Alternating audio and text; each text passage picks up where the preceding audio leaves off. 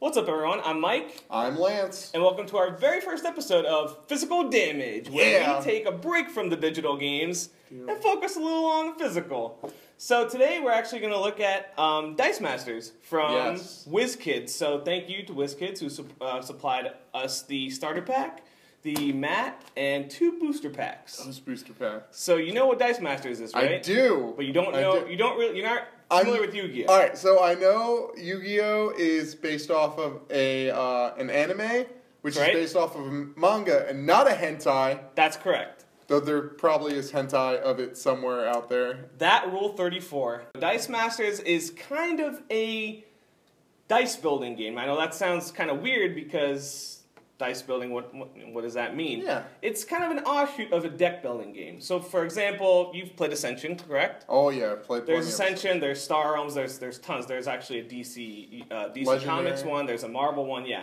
So basically, the concept is you start with a plain hand of non-unique cards. Everyone has the same starting hand. And as you go through the game, you build up a hand of heroes or monsters or whatever you have it. In this case, it's Yu-Gi-Oh monsters. So let's actually open it up and let's take a look. Oh man, the pronunciation of these names is going to be terrible. Don't hate us. Don't hate us. Alrighty, so this is the Yu-Gi-Oh! Dice Masters mat. It's gorgeous. That actually feels nice. It does feel nice. So this actually does not come with the game. It doesn't. It's I know separate. that. It's because of the other Dice Masters. Yeah, the Marvel one. It's like $20, I believe.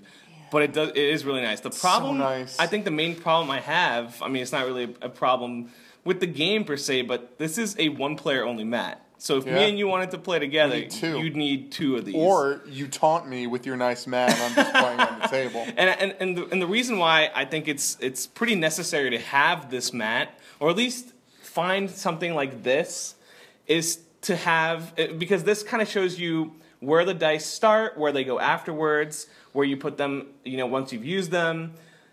It's just a nice reminder of how the game should be played. So I think this, more than anything, is probably the most important part of the mat. I agree. The rest is whatever. So, but basically the setup is. But it's nice. It organizes everything. It is nice. It is nice. So if you have 20 to spare, you might as well get it. No, yeah. I mean, it is fantastic material. I 100% agree. But so the way it works is, since you would have 2 of these, so you have actually 4 basic action cards instead of 2. Then here are all your your monster pool, and then you have your life points at the bottom. But that was the mat. Let's actually take a look at the game. Okay, so here is the starter deck for Yu-Gi-Oh! Dice Masters. I'm like the Vanna White of Dice Masters right now. And the cool thing about the starter pack is that's actually good. You need only that for 2 players to play. You have everything you need for 2 players to play a game, which is pretty the dice too, like I'm trying to figure, I don't know any of the characters, but that looks like the Planet Express ship right there, the rocket ship. That's like a Jurassic Park one. No, where everything will become clear once the we match them up with the Mockingjay cards. symbol. Yeah, that is the Mockingjay symbol. It is totally the Mockingjay symbol. There is a Jennifer Lawrence card in here. I am keeping it. Okay. So that is what it looks like when you open it. That's gorgeous. Little Dice Masters. And actually, if you open this, I believe it was in the Marvel one. Oh, it actually is not in this one. So, it is. There we go. So, technically, this is the poor man's awesome mat. That AKA the Lance version. Where, like I said before, it actually gives you the rotation of how the game actually goes on your turn, on the other player's turn. So, if you don't have the mat, this is a great resource to use. Oh no, it's taped! Oh no! Oh, we weren't prepared. Well, let's open that. Hopefully I don't bend any cards while I do it. There we go. Alright, so let's take a look at the cards. Alright, let's do that. Here, I'll show what these things This is silica gel. Do not eat this. It's I've tried it once and it did not end well. And you're alive, so that's good news. I am alive. So these are actually the 2 dice bags that they give with the game. They're kind of, I mean, they serve their purpose, but if you can afford to buy a nicer dice bag for like $5, I would hire. They hold dice. They do. They do what they're intended to do. And they're there so when you actually start building up your dice, your pool of dice, you're supposed to put them in there and then draw blindly so you don't see what you're drawing. Okay, so I'm going to open these, and since you're more of a Yu-Gi-Oh master than I am, you should probably... Slightly more. Slightly. It's been years since I've seen Yu-Gi-Oh! All right, so I should probably turn these around first. So we don't need this card. Well, here's a checklist. If you want to collect them all. Let's see. Baby Dragon. I'm sure we got a Baby Dragon. That's common. What's the rares? Super rare. Obelisk the Tormentor. Obelisk? Thousand Dragon. Slifer the Sky Dragon. And the Winged Dragon of Ra. That was the easiest one. Okay. So let's take a look at some of these. All right. So I have the Blue Eyes White Dragon. Okay. So this is actually... So the cool thing about these, at least the cool thing for me, is these are all like Yu-Gi-Oh! Generation 1 monsters, which I am actually quite familiar with. So anything past the first Yu-Gi-Oh! I have no idea what any of the monsters are. So this is cool for me. Not so much for you. Do you want to explain what on the card explains what? Yeah, let's go through. Just keep going through the cards so we can see a little bit more of them. But yeah, so basically, the bottom of the cards, they show what dice goes with that card. And in the starter set, you get 2 dice per card, so you can essentially recruit that monster twice.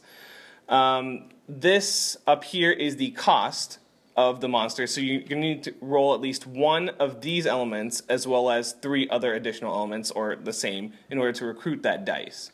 And then here is the ability for each dice. And actually, so the way the game works is there's actually multiple versions of each monster, of each hero, and stuff like that.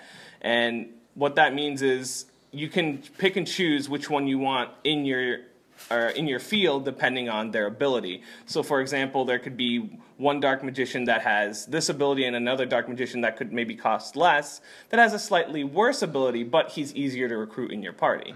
So it's kind of a double-edged sword. Do you want a more powerful card that costs more to summon, or do you want a more cost-effective card that's easier to summon? So we have the Celtic Guardian. This is the Dark Magician. Sorry, it's kind of hard. While you're going through that, I'm actually going to open these 2 booster packs here as well, so we can see what we got. Here we have, that is hard to read, the Harpy Lady.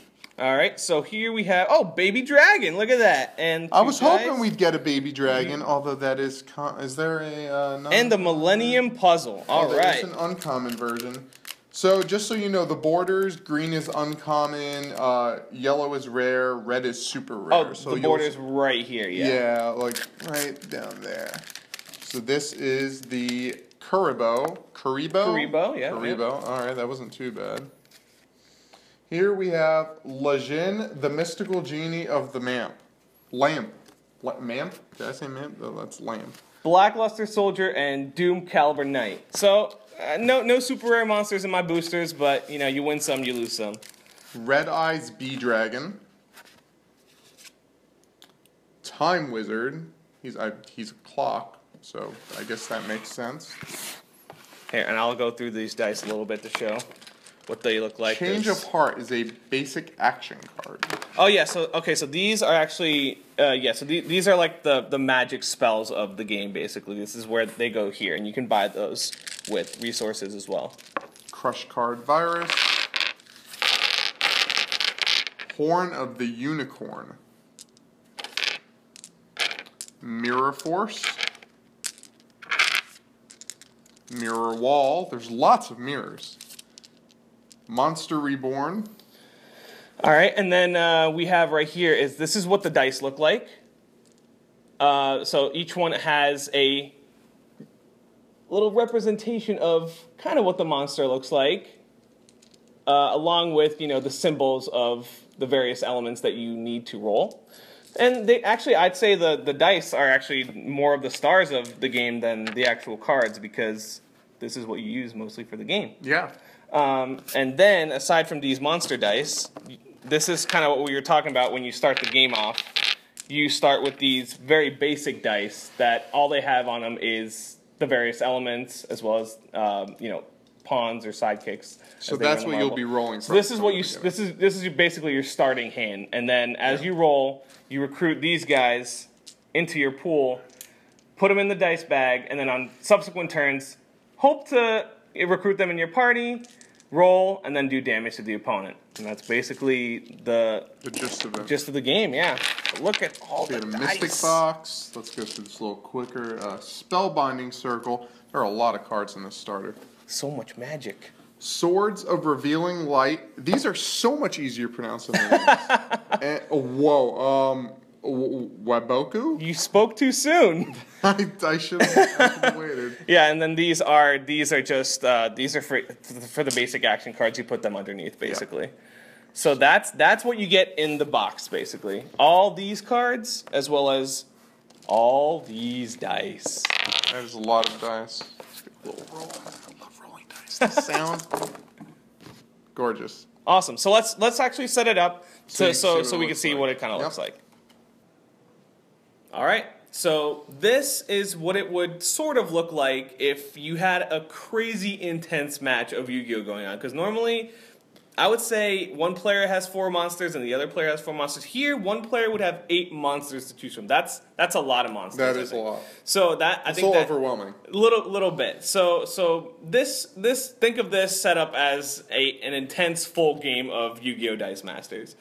So what we have going on here now is that Lance has his basic 8 dice in the dice bag. And the way the turns would work is that you'd pick 4 random dice out of that bag, so you wouldn't look. Give it a little shuffle. Wouldn't look inside. Don't look inside. Don't look. But they don't know if. But right now, it doesn't really matter because right now all we have is generic 4. dice. Little shuffle. Okay. All right. So what we have here is these are your basic energy icons, and then this is your pawn or your sidekick or whatever. So these you can use if you want to field them to possibly attack, because they do 1 damage and have 1 health, or maybe you want to save them for the opponent's turn in case you want to defend. Or I can re-roll it. Or you can re-roll actually. So if you don't want to use him, you can try to you have 1 re-roll. Yeah. So do you want to re-roll anything? No. You know what I think I would do? I think I would leave him there to defend. Okay. And what I would do is use that as the main resource. Okay. And these to get. All right, the Karibo. So the way that works, or the Tribble. Or the Tribble, yep. He looks like a little Tribble. See? So the way that worked is because this card has a cost of 3 at the very top. Oh, is that 3 shield? Oh, it's not very. There it is. All right. So the cost has a 3 and a shield icon. So you need to roll at least 1 shield icon and 2 other energies in order to be able to field this dice. So since he did that, he was able to recruit Karibo, put that in his use pile, and now you have to basically. Okay. So now the other person would go. But let's just say they skip their turn, and now it's your turn again. Okay. Now you'd have to draw 4 dice. However, there's a problem. What's the problem? Because I think you only have 3 now. Oh, you do have 4. No, I have 4. Yeah. Oh, you do have 4. Okay. Okay. There's no problem. Let's do that right there. All right. So it's actually pretty similar to last time. Pretty similar. So he can re-roll any number of dice. I want to re-roll this. Okay. All right, cool. That's better. Now, this costs. Oh, you know what? I want to pull one of these in here. Okay. One of these. So these 2 basic action cards, think of them as an attack spell or an assist. Basically, they give you the ability, once you draw their particular dice into your hand during your turn, you have the ability to do whatever that specific dice corresponds to this card. So this one says knock out a level 1 monster. So if your enemy has a level 1 monster fielded, you're able to knock them out with just a simple dice roll. You now have the ability to recruit anyone from here. You can use the Time Wizard, or you can do the basic action card, but you said you want to do the basic action card. Basic action. Okay, so that means now all these dice go into your use pile, and now you have no dice in your bag. So why this works sort of like a deck building game is because now you have absolutely no dice in your bag, so you put them all back into your dice bag. So let's do that. And let's just pretend, it's your turn again. So now you have to once again draw 4 cards, or 4 dice. Yeah. All right. Look at that. And since it's random, that's actually the whole element of a deck building game, because you're never sure what you're drawing. So you want to actually make sure that you are recruiting monsters or action cards or action dice that suit your play style the most. So now, since you recruited a basic action card or a basic action dice, you're now able to use this basic action card's ability. And that's basically the gist of Yu-Gi-Oh! Dice Masters. Thanks for watching. This is Mike. This is Lance. And join us next time on Physical Damage.